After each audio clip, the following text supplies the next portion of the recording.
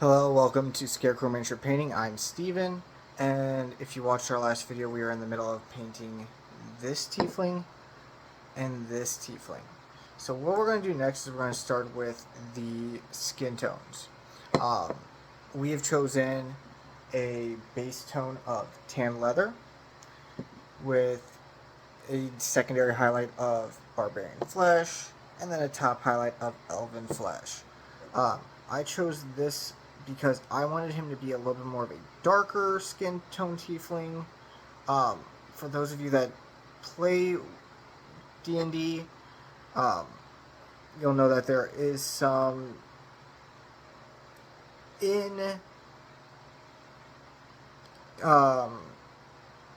community banter on what color tieflings should be. Especially with the movie that came out, everyone is debating, are tiefling skin tone color? Are they red? Are they blue? So to appease the masses, I've gone by what the player's handbook says, and that is skin tone. Now I'm trying to see on this guy where his fingers begin and where that bottom of the glove ends. It's a little difficult to tell. And obviously there's going to be some fumbling around. This is what we are doing right now. This may, like I said in the last video, this is more than likely going to be a multi video session, just because of the amount of work needing to be done with this figure alone. Because we are going to be doing highlighting, we are going to be doing object source lighting with this one, and we are going to be doing, well, we already did do the translucent coloring of the figure. So we're just trying to get this paint to stick to the tail, to the hands, and to the base, or to the face, I should say. My apologies. Got a little tongue-tied there. Right now. I will be uploading the part 1 of the video up tonight. This way it is up on the channel. We might upload part 2 tonight. That might be pushed off till tomorrow so that we can finish the process as well. But so far, this is what we got going on. Now, I am going to go back because I did get a little bit of it on there. I did not want that on there, so I'm going to just clean that up.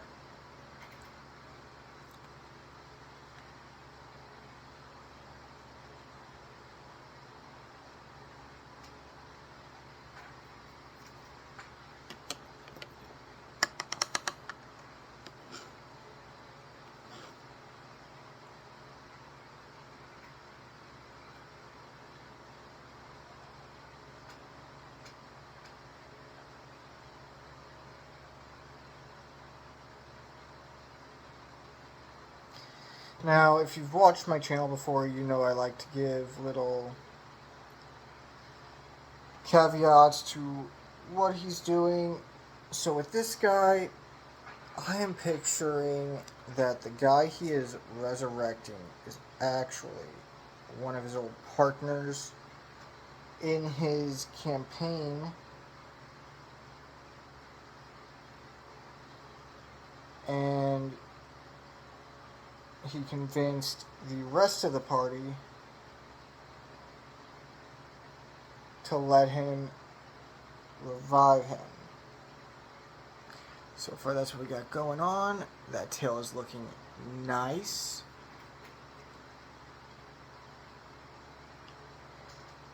I'm trying not to go heavy on the tail, just because it is a harder area to paint. I mean, lighter colors on black are always going to be hard to cover up. You kind of do have to go almost pure paint on them. But I'm trying to avoid that, just because I'm trying to make sure that we can get some highlighting going on later on. So we're going to let that tail dry, see how it looks.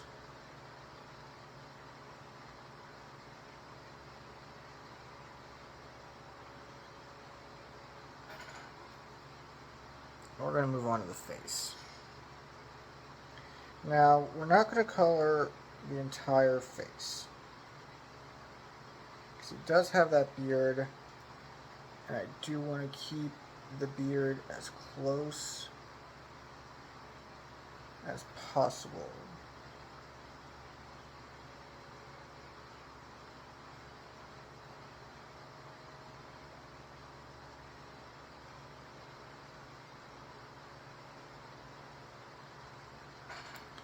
What we're going to do is horns in the same color.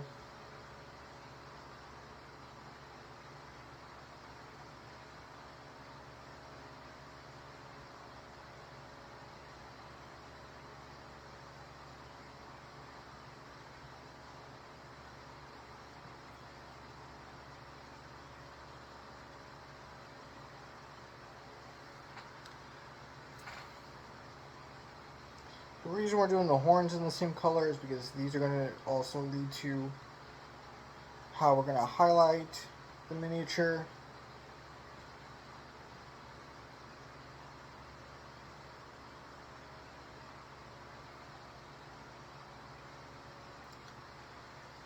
And there we have it. His face is painted. His hands are painted. While we are waiting for that to dry,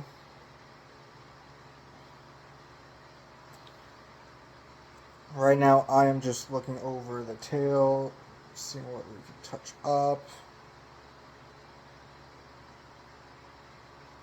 We are going to move on over to the other one.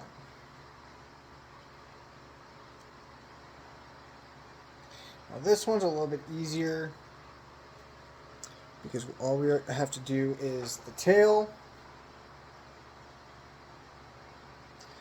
the hands, and the face like before. We already know what colors we're going to use for those. But he's also easier because we are not dodging any of the more finite details we don't want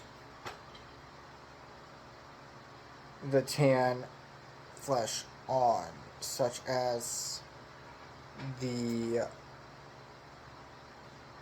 translucent bit and the gloves, because his hands are fully exposed, which makes it a little bit easier to paint. So you might be asking, what do I mean by fully exposed? I mean, he has some bracers, but he does not have any gloves that we actually have to worry about contorting our paints around. We just gotta follow that bracer around.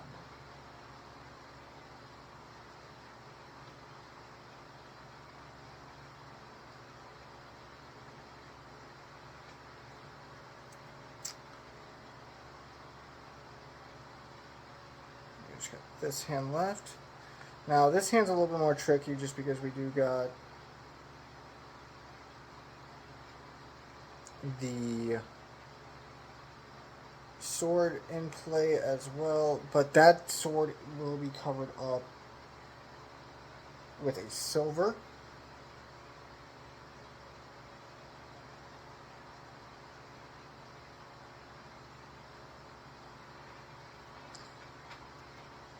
And this is what I mean by lighter colors on dark is hard, because as they dry, you see splotches.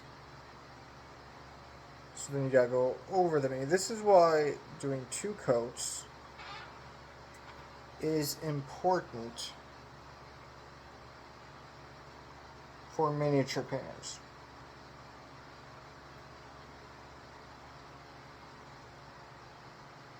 Now, you'll hear me say 2 coats. I recommend, if you're painting on top of black, a lighter color, 3 to 4. You might be thinking, well, Steven, that's excessive, don't you think? On the contrary, because of how dark the pigmentation of the black is, you would think that a lighter color would show up on it. It takes far longer for a thinned down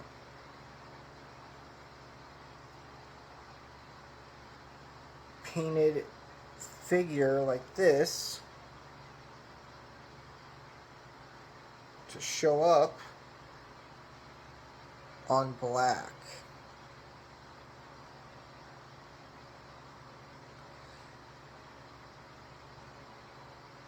Now we've got 2 coats down on the tail and the hands, and already I can see the hands sort of coming through, or the black coming through the hands, I should say.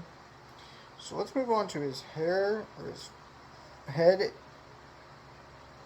for the horns.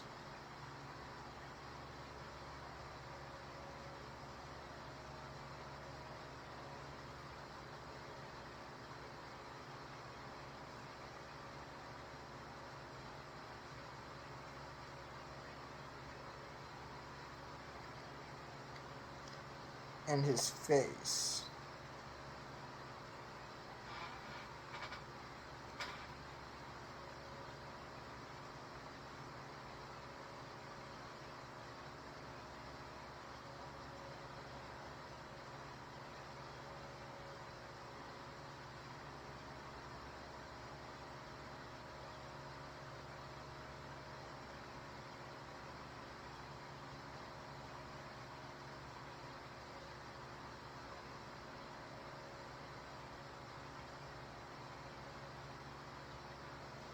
That's what we got so far.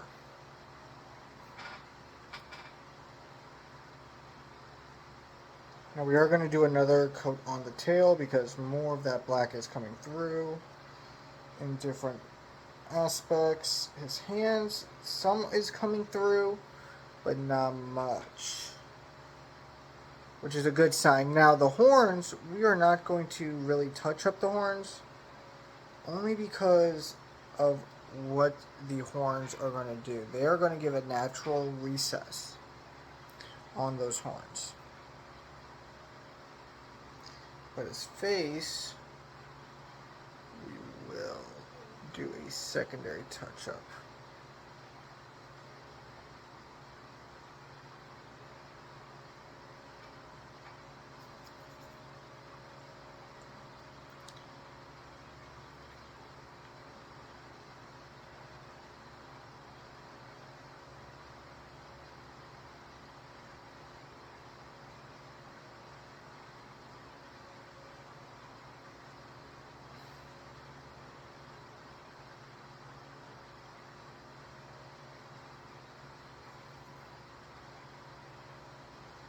And that is it for this guy. There's still some on the tail showing up, and that might just be something we do have to deal with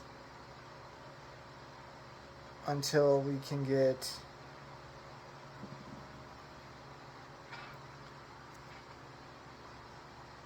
a more drier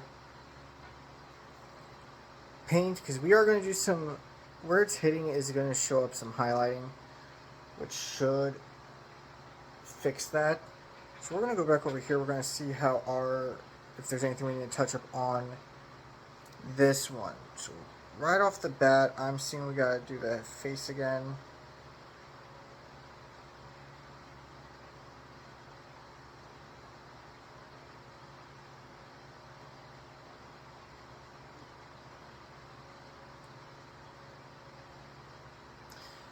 Tail we'll do some touch-ups on before we move on.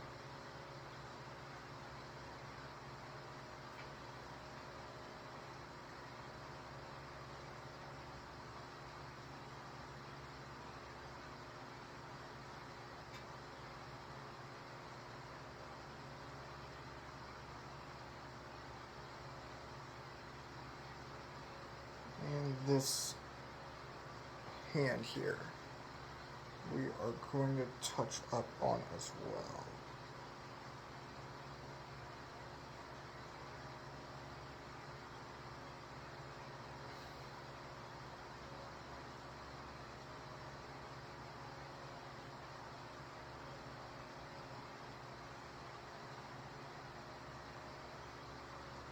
And there we have that guy. So, I say it's time we move on to his zombie friend. Now, normally I do not jump this much from miniature to miniature, as you've seen in my prior videos. However, with this one, we are going to be doing some jumping, only because we are doing the highlighting. And when you highlight a figure, it does tend to take more time.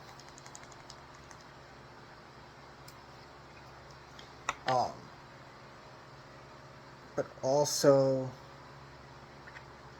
takes more of a, I guess the word I'm looking for is tactical approach. So yeah, I'm looking at the 3 greens we have now, and most definitely green skin is going to be our darkest shade. So we're going to put down about that much green skin. We're going to take our water, we're going to thin it down a bit.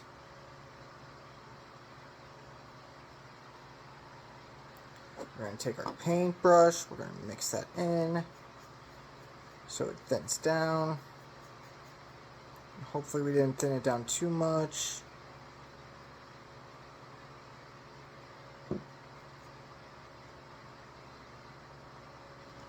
I'll load up our paintbrush.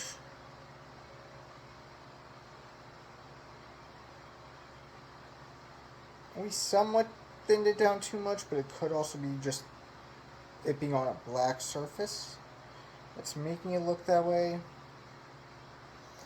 And I am taking time to double check some of the figure example so I don't go over anything I want to leave for, say, an arm or a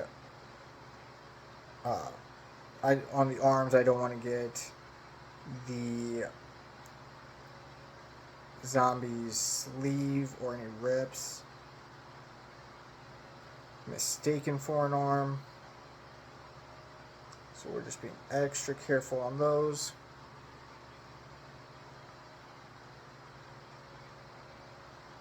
And you know, I think it is just the green that we're using. Maybe it's going to take a couple coats.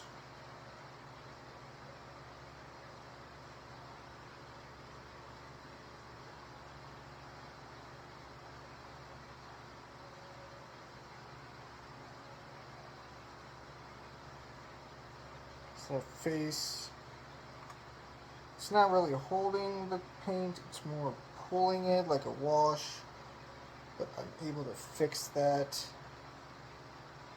like so.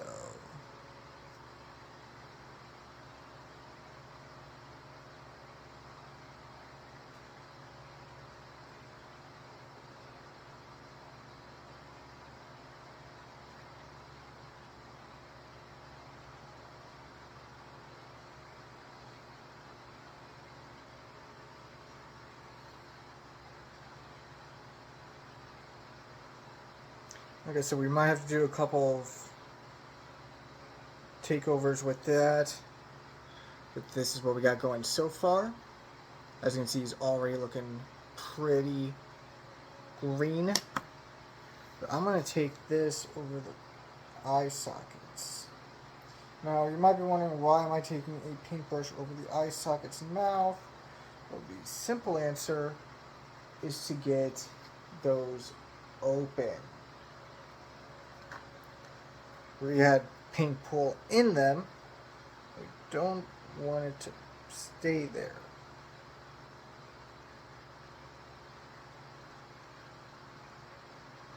Because we're going to paint those.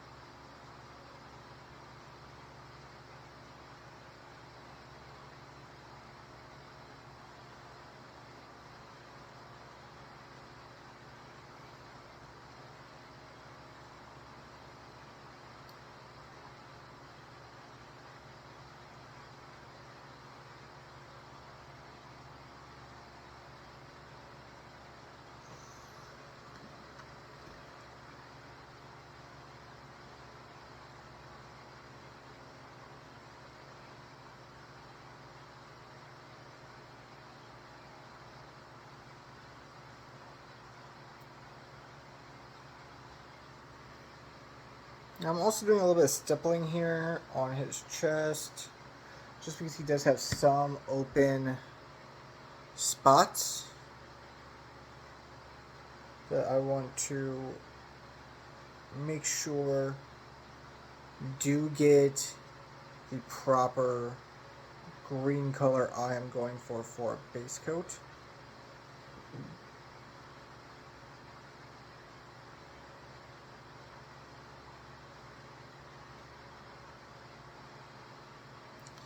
We're trying to get that skull to just hold the paint exactly where it's supposed to.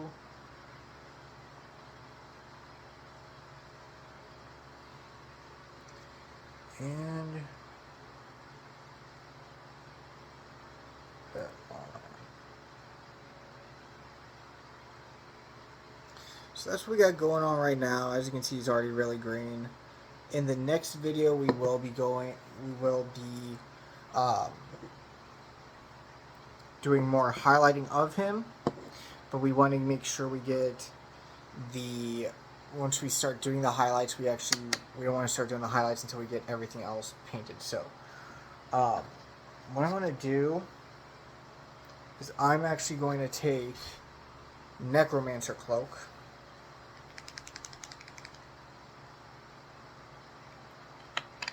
and do his shirt real quick before we finish the video. Like I said earlier, I'm going to try limiting the videos down to 30-minute intervals.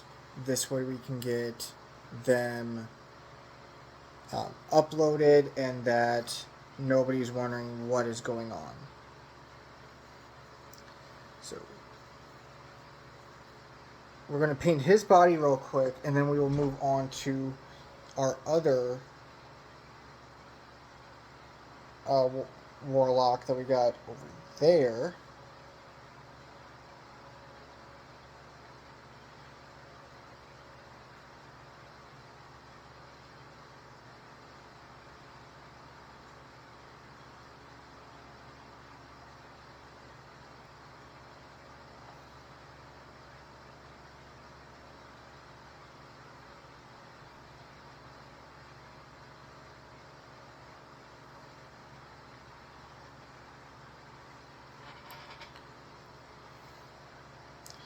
Now this is the funny thing about painting, because Necromancer Cloak is a somewhat dark gray, yet it shows up exceptionally well on black. Remember, we did a pure black before.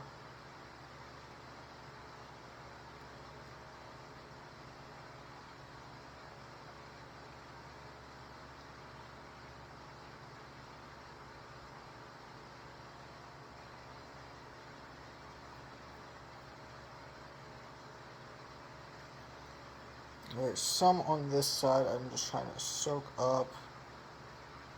I might just use a napkin to soak that up. So I think we missed a tiny detail on the shirt. And I'm just going to do another touch up of the green. This way we can call that done.